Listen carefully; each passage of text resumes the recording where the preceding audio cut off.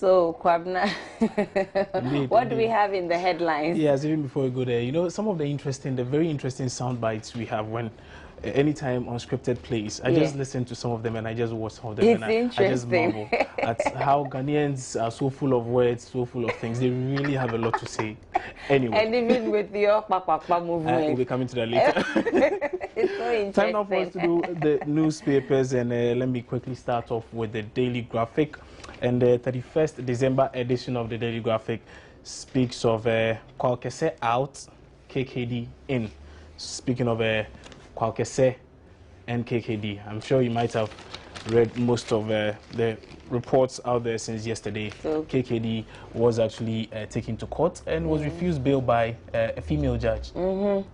I'm sure she has her own reasons for doing that. But what they are saying is what we are hearing is that, you know, Kwalkese was trying to show her that, Charlie, you don't know, say me, I be. Oh no, it's not about musician.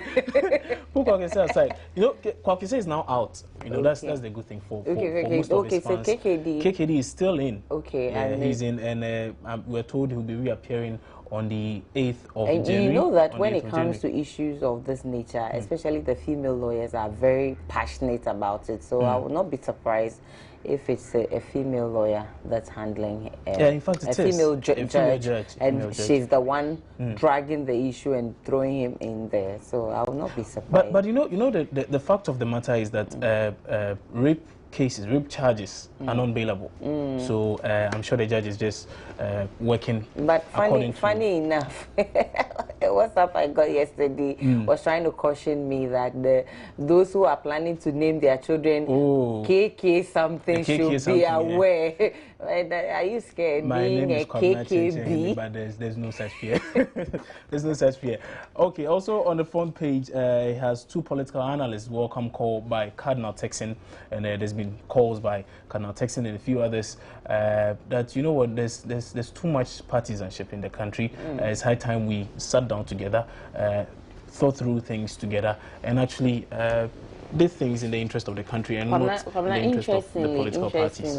When you look at how some religious leaders even involve themselves in politics, it's amazing because they are the ones to be streamlining their church members and even society. And so if they themselves are involved in politics, then it becomes something else, because you want me to do this and I see you to be towing a certain party's line, and probably I'm not for that party. So what shows that if you talk to your opinion leader and you ask me to do something, I will not follow you. And so that has been the difficulty. There has always been the advocate that chiefs, religious leaders and all of you should not participate in, you know, serious politics. Of course, they have their right to vote, so they can go and vote secretly. Nobody knows. They belong to parties, but they shouldn't be seen on political platforms, you know, championing the cause but of is that the case? Are we seeing them doing such things? We're seeing some of them behaving that way, and that is why I guess some of these calls are coming in. So you see them as part of the problem? Yeah, of course, they are part of the problem. In actual fact, they're supposed to be the solution, or they're supposed to help. But I'm glad Cardinal Texan has taken a neutral point, a neutral view here, and is actually calling on all hands on deck and asking everyone to put aside the politics, set aside the politics, and let's look at the way forward for the country. Now, another very interesting story on the front page of the Daily Graphic yet again is food delivery of gas to Abuadzi to delay yet again. The year hasn't ended. Why is it going to delay? We'll be giving you details on AM Talk on this particular issue, but again, another failed promise. It's a question anyway. You know, this whole promise and fail thing, I'm even becoming fed up. Because we were told by December 31, you know, there'll be gas will be flowing just like that. Flowing from our boys. Flowing, wow. It was like a poem, isn't it? So what happened? What must have happened? Well, anyway, we'll be getting you some of the details pretty shortly. But to the back page now, and Kokobra Ochekrum Road rehabilitation in progress. Okay, and the father allegedly murders 21-month-old son. This Kokobra or Chirikrum Road rehabilitation in progress they're talking about, is it that the Ministry of Roads and Transport or the highways has been there to inspect, hands on deck before bringing this up, or is it the fact that he's just in his office and he's getting the normal, because we've paid the contractor, we are assuming that he's done? Well, they have photographs, maybe so it seems to suggest that they probably have been there. We will find out whether they really were on You know, the the interesting field. thing about the story is that it says it's part of government's promises. So the story is to portray the picture that the government is delivering on its promise. And it's amazing, some of these things, why they make headlines. Anyway. So Anyway. quickly away from the Daily Sure. Graphic, we're jumping onto the Daily Guide, and Daily Guide is saying that Bodam on bail, that's the Seko Kese is on bail, and then but his dreads are awful. His dreads are awful. He has a sakura. He has a new look. Sakura, I'm telling you. Very interesting look. Wow. Kwakese should be coming out with a gospel song. And then we have KKD caged for rape. And so it's just like Kwakese coming in, exiting, and then out, KKD in. So KK out, KK in. So I'm KK, I'm on the sidelines. Now I'm watching KK them. is becoming dangerous. So. I'm watching them on the sidelines. I think I prefer staying on the sidelines. Going in will be a bit of a challenge. I for think me. it will be a better place for you to stay, because if you move from the sidelines, it may be dangerous. I'm telling you, I'm hoping Nico Tijani will replace me in there. On the today's, Sure. On the today's newspaper, we see Minister warns chiefs. Minister warns chiefs, and there's a picture of Honorable Seidu Dana, Minister for Chieftaincy and Traditional Affairs. And then downstairs here, we can also see Weja Jasiche slams Kwate family over false claims. That is in page 3. We're told that the Jasiche and acting manager of Weja Ni Ogbedada Boafo Danyina instead the first has debunked media reports regarding the ownership of Makati Hill in Accra suburb, which the Gbawi Kwate family is claiming ownership of. You see, I'm very pathetic. I'm very, let's say, passionate about the issues of land in this country, especially when it has to do with Ghana lands. It's something else, because now people are even scared to go buy lands, because you don't know, you are not sure that you buy a land today and tomorrow somebody else will not come claiming that the land belongs to him. But in actual fact, should that be the case? Because I mean, land shouldn't be any big deal. Selling of land shouldn't be any big deal. But in Accra, you buy a land, you pay, but land guards, you will pay and pay and pay, and in the end, you will even lose the land. And if you don't take care, you will die out of it. Yeah, you can be killed. Sometimes we hear of land guards going around just with destroying guns things and shooting and people all of here, that. left, right, center. It's something else. And in a country where we have issues of accommodation, when people are trying to, if I have a land and I put up maybe a chamber and hall and I'm squatting in there, I think I'm okay, because renting a house or a room in Accra is not a joke. It's very expensive. And people are stressing you this way. I think it's even compounding our problems. But to me, I just wonder why such a problem, because if there's proper documentation, if everything is as it should be, why should there be a problem? If I get to the lands, the registry, and I check, and all the things I have there corroborates that, okay, this thing really is mine, this land is mine, how can someone somewhere get up and just say, oh, this is yours? Because some way, somehow, I saw a particular situation where 3 people had documents, legal documents, backing them that indeed this piece of land belongs to me. Same piece of land, 3 documents, different names. You see, how is that possible? It also boils down to the fact that some of us who actually go purchasing these lands will not do the necessary checks we need to do, or it could also be that the Lands Commission itself has its part of the corruption game to blame, because sometimes they may not do the checks the way it's supposed to be. You know, because maybe the owner has given the person something, so he wants to tell you that, oh, it's okay, you can go and buy, and then later you go and buy and you have problems. So it's a whole, it's a chain of factors compounding to this whole thing. I think that people should just begin to be careful.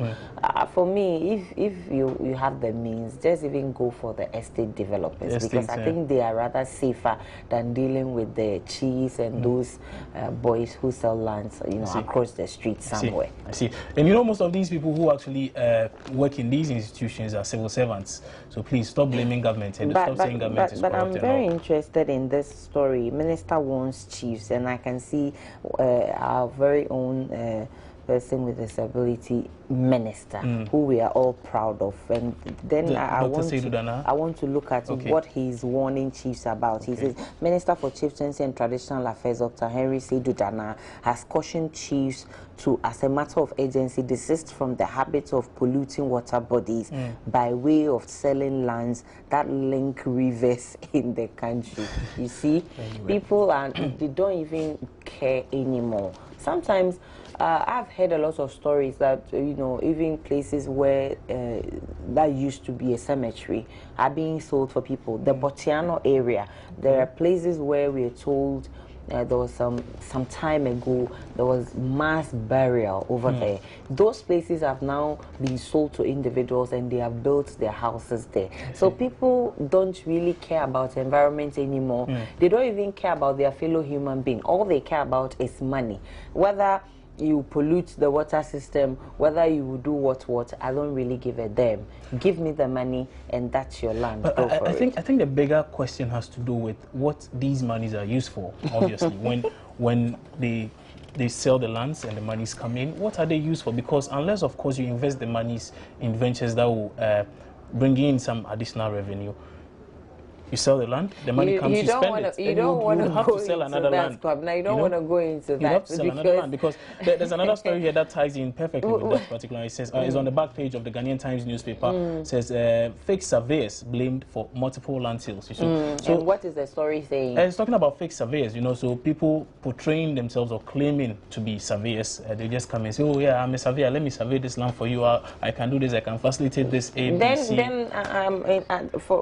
At a point, you would want to blame the client, the one who is buying the land, because you can't just believe somebody that he's a surveyor. Maybe you should start checking their certificates and even recommendations, or see things that they have done for yourself.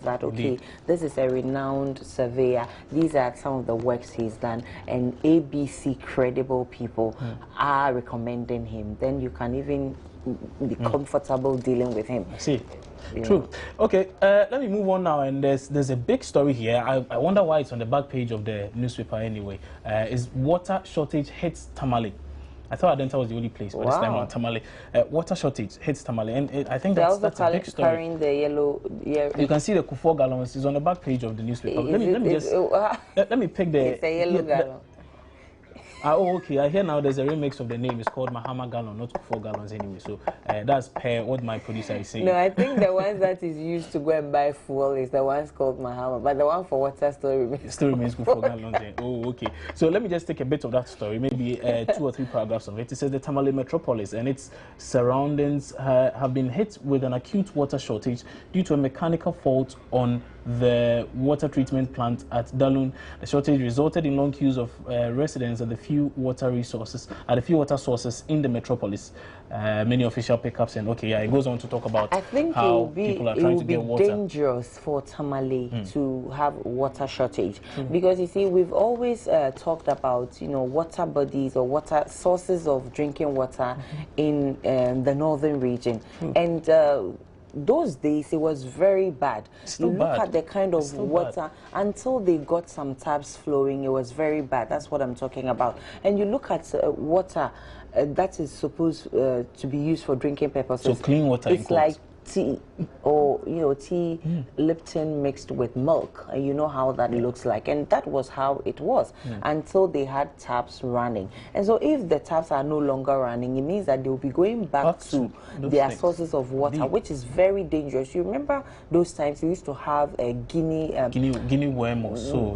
Guinea worm infection, or this the Buruli ulcers and all of that. Okay. It was very, very dangerous. And so if we are having these issues, I am not comfortable, because we may go back to those days where we're facing all of those issues and people were just dying like that. Let me do the front page of the Ghanaian Times now, and again, KKD locked up till New Year. That's also here, and we also have police recruitment scam, 3 nabbed and 1.2 million Ghana cedis paid by victims.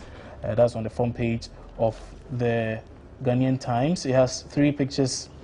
In fact, it has pictures of 3 people here. The suspects from right: Aisha Esumda, Ariel Lamte, and Joshua Palba.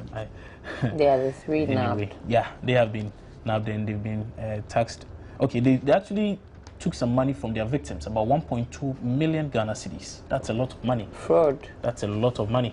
It also has here the picture of the Greater Accra Regional Police Commander, DCOP Teteyonu, Christian Teteyonu. Says 2,000 cops for watch night patrols. So rest assured, you can go and do your jumping over, your swimming under, and your sky gliding. Sometimes you just see the patrol car parked there and there's nobody there. It's police visibility.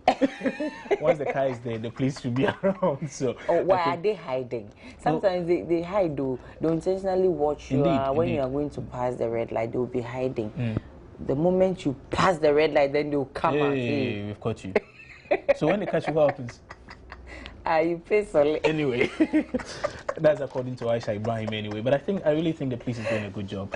And this particular move, usually when it's 31st night, a lot of things happen. Yeah, lots of things people take advantage of the fact that a lot of people are going to church. And now that we have Dumso, if you've gone to your 31st night and you left your home there with no lights, they can also go and do their funny operations. enough, I think I need to say a great morning to the ECG, Great Co, VRA, every other person. And in fact, the new power minister. I'm telling you, since 24th till now, I still have lights. Okay. It's a mystery. Wait and see. Your lights will go off tonight. I'm just saying. Still experiencing my lights out. You are? Yes. Sorry for wishing you a good morning. I think I retract it's good for it's good for you. No, really, I'm really surprised. It's good for you, but it hasn't been good for me. Before the ECG boss, the Hearts and Mensa was replaced, I wasn't having blackouts. I mean, once in a while my lights were. His relatives probably were living in your area. The new one came in, and oh my goodness, it's bad. Every now and then my lights are going off. Oh, I'm sure. But I will tell you where I live. But I think the more important aspect of this particular development is the fact that Ghanaians are now happy. Should we have, say, 3 days of constant power? That's, to me, that's the sad part of it. It's a basic amenity. Why should we even be happy when we have just 3 days? I've had about 4 or 5 days and I'm ecstatic about it. And you're so happy about the whole thing. We should, it should be something that we shouldn't beg for. Water, electricity are basic necessities of the human life. And so I think that they can do better. I think they are doing better. We appreciate what they're doing. We have a power minister now. And we also understand that we are hoping we are hoping a lot of things will change this time around. He's promising that in the next 10 years, Ghana is going to be a net exporter of electricity. Global. We say amen to that because we're looking for it. We're looking for it. But I think that today being 31st night, people should be very careful because a lot of people, whilst others go to churches, others will be at the drinking spots, doing a whole lot of stuff.